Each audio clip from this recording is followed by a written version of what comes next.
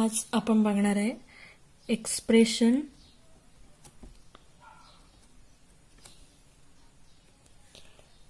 Expression for angular momentum in terms of moment of inertia.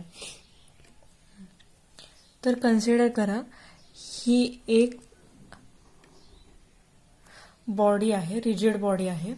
ह्या rigid बॉडीला एक ठराविक मास आहे. आता आणि ह्याच्यामध्ये इथून एक अशी ह्याची ॲक्सिस आहे, ही आहे त्याची rotational fixed axis of rotation, जी ह्या एका डिस्कमधून एक ह्या डिस्कला काय आहे ती परपेंडिक्युलर आहे. ही जी रोटेटिंग बॉडी आहे किंवा डिस्क आहे, ह्या डिस्कला किंवा ह्या बॉडीला ही काय आहे, ॲक्सिस परपेंडिक्युलर आहे. म्हणजे इथून ते ह्याच्यापर्यंत काय आहे, 90 डिग्रीचा अँगल आहे. ह्याला एक अँग्युलर स्पीड आहे, त्याला आपण ओमेगा असं म्हटलं. Omega is the angular speed of that body. आता एक पूर्ण टोटल बॉडी जी आहे ती कशापासून बनते, तर मेनी पार्टिकल्स पासून काय बनते, एक बॉडी बनते. म्हणजे ही जी पूर्ण बॉडी आहे, ही बॉडी एका स्मॉल पार्टिकल्स पासून काय बनते, ही बॉडी बनते. आता इथं एक पार्टिकल असणार आहे, त्या पार्टिकलला आपण M1 असं म्हटलं.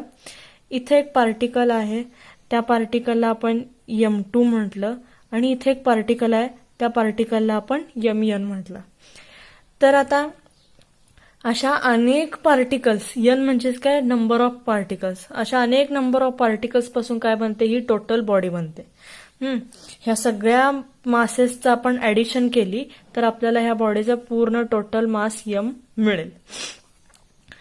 तर हा जो पार्टिकल आहे M1, त्या M1 पार्टिकलचं ह्या ऍक्सिस पासून एक ठराविक डिस्टन्सवरती असेल तो पार्टिकल, त्याला आपण R1 असं म्हटलं. म्हणजे ऍक्सिस ओरिजिन O पासून, ह्या ऍक्सिसच्या ओरिजिन पासून ह्या पार्टिकलचं जे डिस्टन्स आहे ते आहे R1. ह्या ओरिजिन पासून ते ह्या ऍक्सिस ह्या पार्टिकलचा पर्यंत जे डिस्टन्स आहे त्याला आपण R2 असं म्हटलं. आणि हा जो Mn पार्टिकल आहे, त्या पार्टिकलचं जे डिस्टन्स आहे, पार्टिकल पर्यंत जे डिस्टन्स आहे त्याला आपण Rn असं कन्सिडर केलं.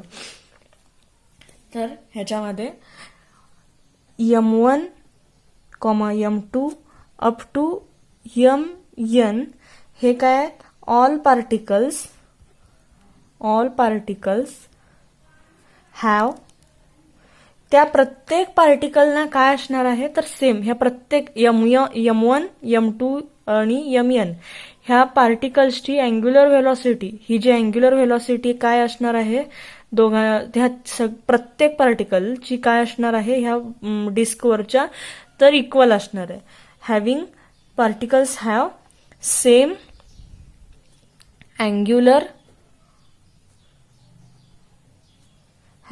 Angular speed. या प्रत्येक पार्टिकलचं अँग्युलर स्पीड काय असणार आहे, सेम असणार आहे. But different linear speed. आता लिनियर स्पीड डिफरंट कसं असेल, आता हा M1 पार्टिकल काय आहे, ह्या ओरिजिन पासून ह्या ऍक्सिसला काय आहे, जवळ आहे. ह्या दोघांचं डिस्टन्स काय आहे, कमी आहे. M1 पार्टिकलचं ह्या ओरिजिन पासूनचं पर्यंतचं डिस्टन्स काय आहे, खूप लहान आहे. M2चं काय आहे, ह्या पार्टिकलपेक्षा M2 पार्टिकल काय आहे, ओरिजिन ऍक्सिस पासून काय आहे, लांब अंतरावरती आहे. आणि Mn पार्टिकल काय आहे, ह्या ऍक्सिस पासून आणखीन जास्त लांब अंतरावरती आहे. त्यामुळं आता ही ऍक्सिस जेव्हा रोटेट होईल, ही तुमची ही डिस्क जी आहे ती रोटेट होईल, तेव्हा काय होणार आहे, हा M1 पार्टिकल आहे. आता ही जी डिस्क आहे ती अशी ह्या ऍक्सिस भोवती अशी रोटेट होणार. त्यामुळं हे प्रत्येक पार्टिकल सुद्धा काय होणार, त्या ऍक्सिस भोवती रोटेट होत राहणार. तेव्हा हा जो M1 पार्टिकल आहे, हा ऍक्सिसच्या जवळ असल्यामुळे काय होणार, ह्याला हा सर्कल कम्प्लीट करायला कमी वेळ लागणार, कारण ह्याचा सर्कल काय आहे, छोटा आहे. त्याच पद्धतीनं M2 पार्टिकल ह्याच्या भोवती ऍक्सिस भोवती रोटेट होत असताना ह्याचा सर्कल काय आहे, मोठा आहे as compare to M1 particle.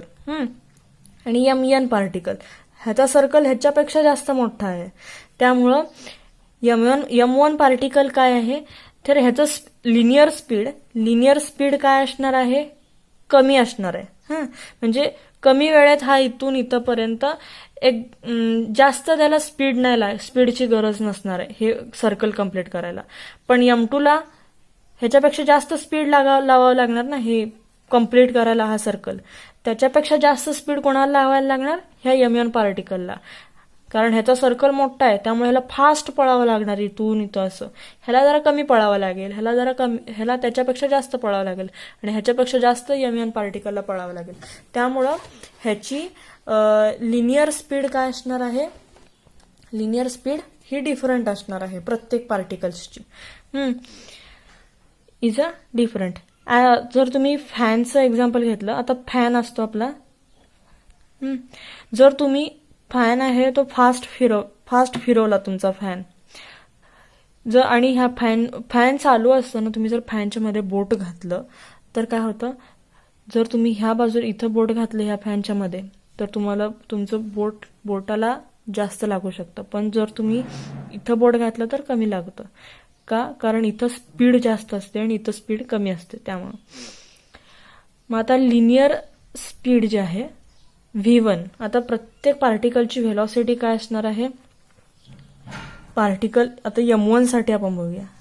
Velocity V1 is equal to R1 into omega. V2 साठी, दुसऱ्या पार्टिकलसाठी M2 साठी V2 is equal to R2 omega. Omega का लिहिलंय फक्त, कारण ओमेगा काय आहे, सगळ्याचा सेम आहे. अँग्युलर स्पीड काय आहे, प्रत्येकाची सेम आहे. फक्त काय डिफरंट आहे, तर लिनियर स्पीड V1 V2 हे काय होणार आहेत, चेंज होत जाणार आहेत. का? कारण डिस्टन्स R1 R2 डिस्टन्स प्रत्येकाचे काय आहेत, डिफरंट आहेत. त्यामुळं लिनियर स्पीड आपलं प्रत्येक वेळेस चेंज होत जाणार आहे. Up to Vn is equal to Rn omega. ह्याला आपण इक्वेशन नंबर 1 देऊया. ह्याला इक्वेशन नंबर 1 म्हटलं. आता आपण बघणार आहे काय, तर लिनियर मोमेंटम. हे आता लिनियर मोमेंटम म्हणजेच काय बघूयात. लिनियर मोमेंटम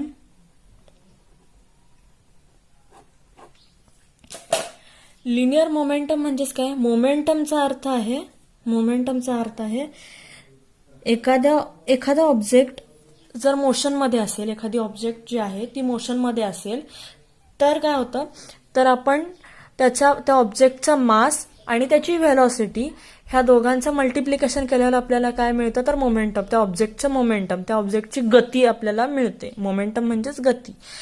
कशावरून मिळते, तर त्या ऑब्जेक्टचा मास आणि त्याचं व्हेलॉसिटी, ह्या दोघांचं मल्टिप्लिकेशन केल्यानंतर आपल्याला त्याची मोमेंटम मिळते. लिनियर मोमेंटम म्हणजेच काय, जर ती ऑब्जेक्ट एका सरळ स्ट्रेट लाईन मध्ये जात असेल, एका लाईन मध्ये ती ऑब्जेक्ट मूव्ह होत असेल तर त्याला आपण लिनियर मोमेंटम असं म्हणतो. हे लिनियर मोमेंटम P न डिनोट केलं जातं. कॅपिटल P म्हणजेच काय, linear momentum is equal to mass into velocity is equal to.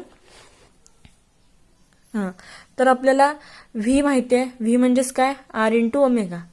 तर व्हीच्या जागी हे M आहे तसं लिहायचं, व्हीच्या जागी R इंटू ओमेगा लिहा. आता M R ओमेगा ह्याला आपण इक्वेशन 2 देऊया. आता हे झालं टोटल मोमेंटम. P म्हणजेच काय आहे, आपलं टोटल मोमेंटम. आपल्याला ह्या पहिल्या माससाठी आपल्याला मोमेंटम फाइंड करायचं. पहिल्या मासचं लिनियर मोमेंटम काय येणार आहे, फॉर फर्स्ट पार्टिकल, पहिल्या पार्टिकलसाठी त्याला आपण P1 म्हटलं. M1 V1 is equal to M1 R1 omega. M1 R1 omega. P2 साठी, सेकंड पार्टिकल साठी m2v2 म्हणजेच m2r2 ओमेगा. आता nth पार्टिकलसाठी Pn is equal to mn vn is equal to mn rn omega. ह्याला आपण equation number 3 असं देऊया. हे झालं आता लिनियर मोमेंटम. आता आपल्याला बघायचं आहे काय तर अँग्युलर मोमेंटम. आता आपण बघणार आहे काय अँग्युलर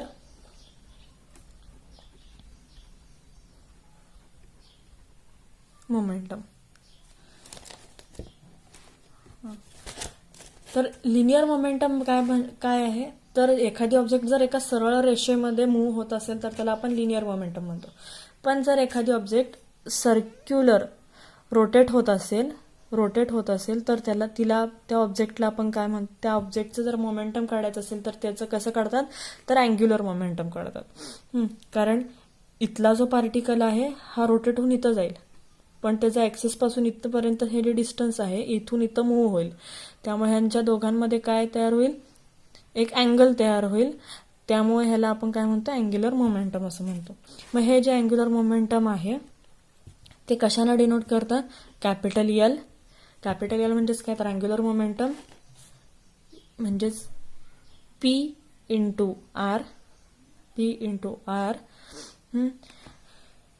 तर आता ह्याच्यामध्ये पी ची जी व्हॅल्यू आहे ती वरती आपण फाइंड केली काय एम इंटू व्ही. पी म्हणजेच काय M into V into R. आता एम व्ही म्हणजेच काय आहे एम इंटू आर ओमेगा. ते पण इथे लिहूया आपण M R omega into R. म्हणजेच हे काय झालं एम आर स्क्वेअर. आर दोन आहेत ना, आर स्क्वेअर ओमेगा. हे काय झालं तर L. Therefore L is equal to M R square omega. Angular momentum L is equal to M R omega, M R square omega. तर आता ह्याच्यामध्ये पण फर्स्ट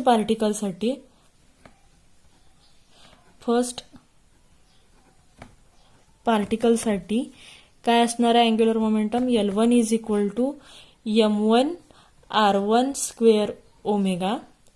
सेकंड पार्टिकलसाठी L2 is equal to M2 R2 square omega. आणि nth पार्टिकलसाठी Ln is equal to Mn Rn square into omega. मग आता आपल्याला टोटल अँग्युलर मोमेंटम फाइंड करायचं आहे. मग त्याचं काय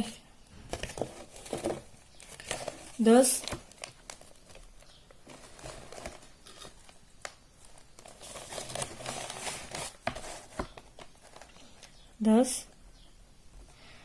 the total magnitude magnitude of total angular momentum is given by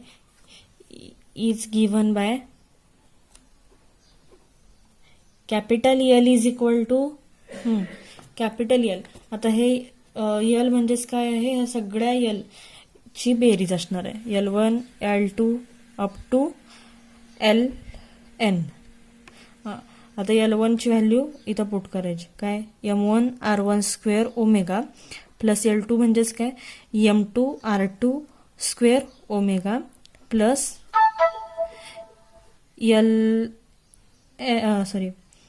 Mn Rn square omega. आता ह्याच्यामध्ये कॉमन काय निघतो तर ओमेगा ह्या प्रत्येकातनं कॉमन निघतो, तो आपल्याला बाहेर काढायचा ब्रॅकेटच्या बाहेर. ब्रॅकेटच्या आतमध्ये काय काय येणार M1 R1 square plus M2 R2 square plus Mn Rn square ब्रॅकेटच्या बाहेर omega is equal to omega बाहेर काढला.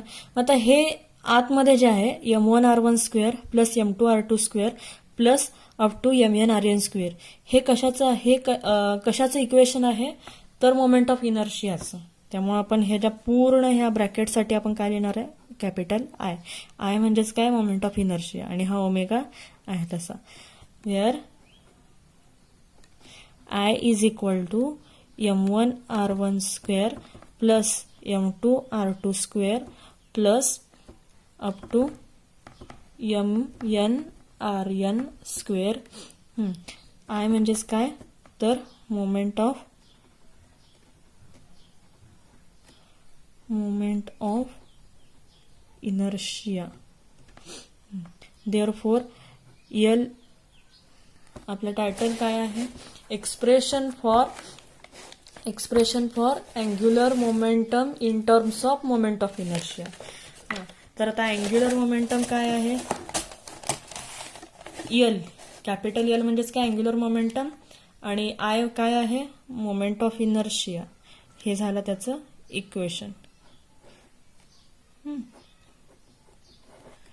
हे काय आहे L is equal to I into omega.